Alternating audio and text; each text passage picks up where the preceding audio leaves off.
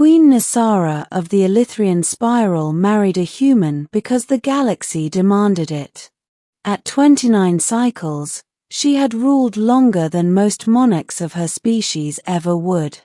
The Elythrians were luminous, long-lived, and cautious by nature. They thrived on diplomacy, layered treaties, and carefully balanced alliances. War, to them, was a last resort, something endured, never embraced. But the galaxy was changing. The devouring swarm of Carcoon had begun its advance, an endless tide of biomechanical horrors that stripped worlds bare and moved on without negotiation. Entire civilizations vanished in silence. Fleets broke against them like waves against stone. The Elythrian Spiral would not survive alone. So the Council proposed what Nisara had hoped to avoid. A binding union. Not with a neighboring empire, nor with an ancient elder race, but with a human. A Deathworlder. A species infamous for surviving catastrophes that should have erased them, for fighting wars that defied probability, and for refusing extinction through sheer, terrifying will. The groom arrived without ceremony. Commander Aaron Cade of Earth. No crown. No genetic enhancements. No ceremonial arrogance. Just a tall human in a dark uniform, eyes sharp, posture relaxed but alert like a predator at rest. Nisara studied him from the throne dais as the vows were prepared. This is what stands between my people and annihilation, she thought. She felt no hatred toward him. No affection either. Only obligation. The marriage was solemn, precise, political. When it was complete, the galaxy shifted Earth and the Elythrian Spiral bound as one.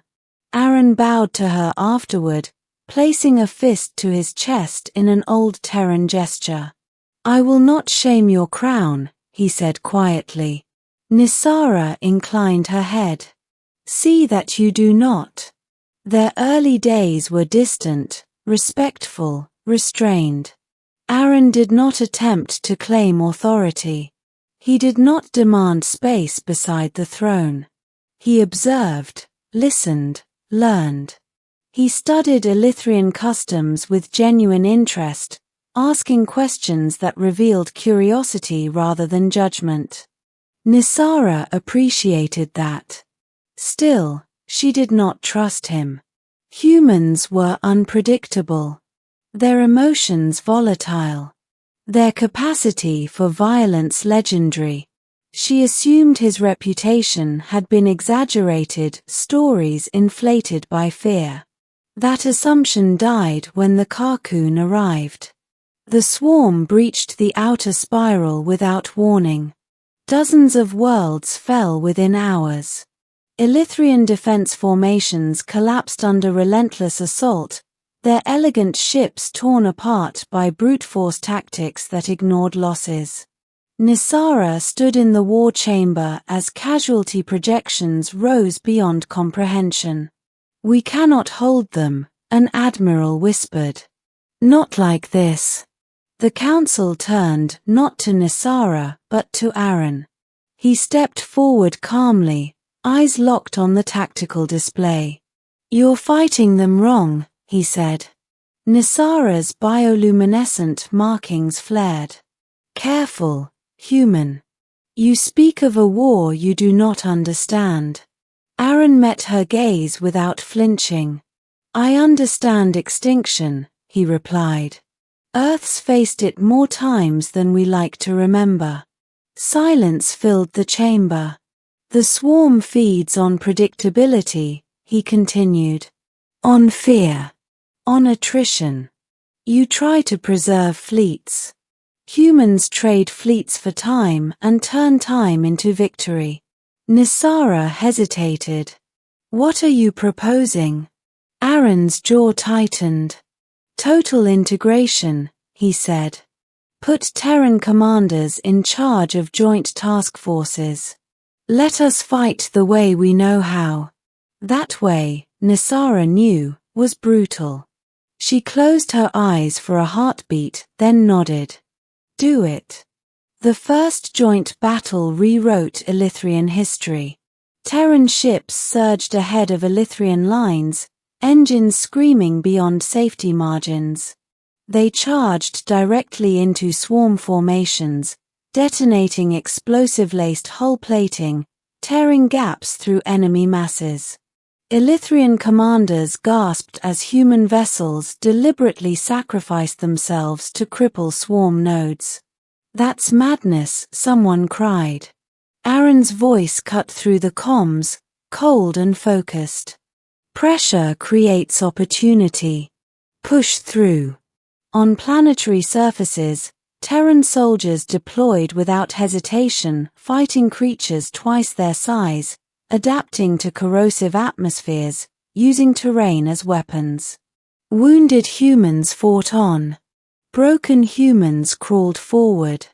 Dead humans bought seconds with their last breath. Nisara watched it all from orbit, her mind reeling. They fight as if death is irrelevant, she whispered. No, an Elithrian general said slowly. They fight as if failure is. The swarm slowed. Then it learned. And then it retaliated. The decisive battle came at the world of Valis Prime, Nisara's birthplace. The swarm targeted it with overwhelming force, intent on breaking Elithrian morale. If Valis fell, the spiral would fracture. Nisara stood on the command deck beside Aaron as the sky filled with enemy signatures. This is my fault, she said softly. They know what this world means. Aaron didn't look away from the display. Then we make sure it doesn't fall. The swarm breached orbit. Terran and Elithrian fleets clashed desperately, but the enemy numbers were endless. One by one, defense lines crumbled. Then the swarm deployed something new. A planetary assault entity, colossal, shielded, designed to crush resistance through sheer mass. Nisara felt despair for the first time in decades. We can't stop that, she said. Aaron keyed his comm. Yes, he replied. We can. He turned to her. I need authorization, he said.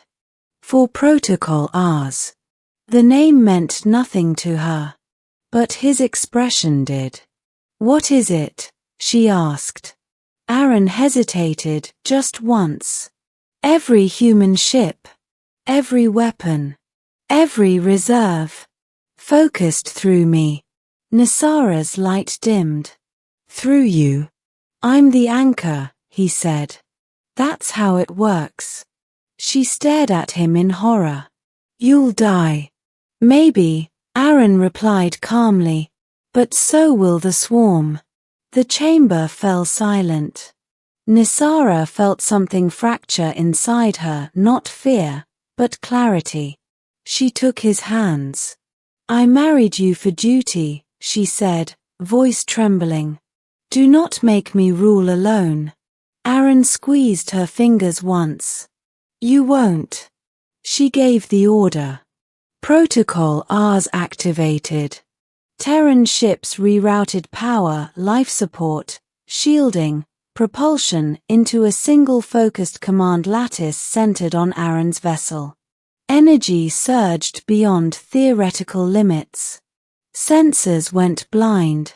Space screamed. Aaron's ship plunged into the heart of the swarm entity. What followed defied explanation. Human weapons struck with impossible precision. Systems synchronized through sheer force of will. Aaron stood at the center of it all, directing fire, absorbing feedback that should have liquefied his mind. To the Elithrians watching, it looked like myth. A lone human vessel, wreathed in fire, tearing a god-sized monster apart. When the swarm entity detonated, the shockwave annihilated the surrounding horde. The swarm retreated. Valis Prime was saved. Aaron survived. Barely. Nisara found him days later in the recovery chamber, scarred, weakened, alive. She knelt beside him, her glow soft and reverent. "The soldiers call you something now," she said quietly. Aaron frowned. "Please tell me it's not embarrassing." She smiled faintly. "They call you a battle deity."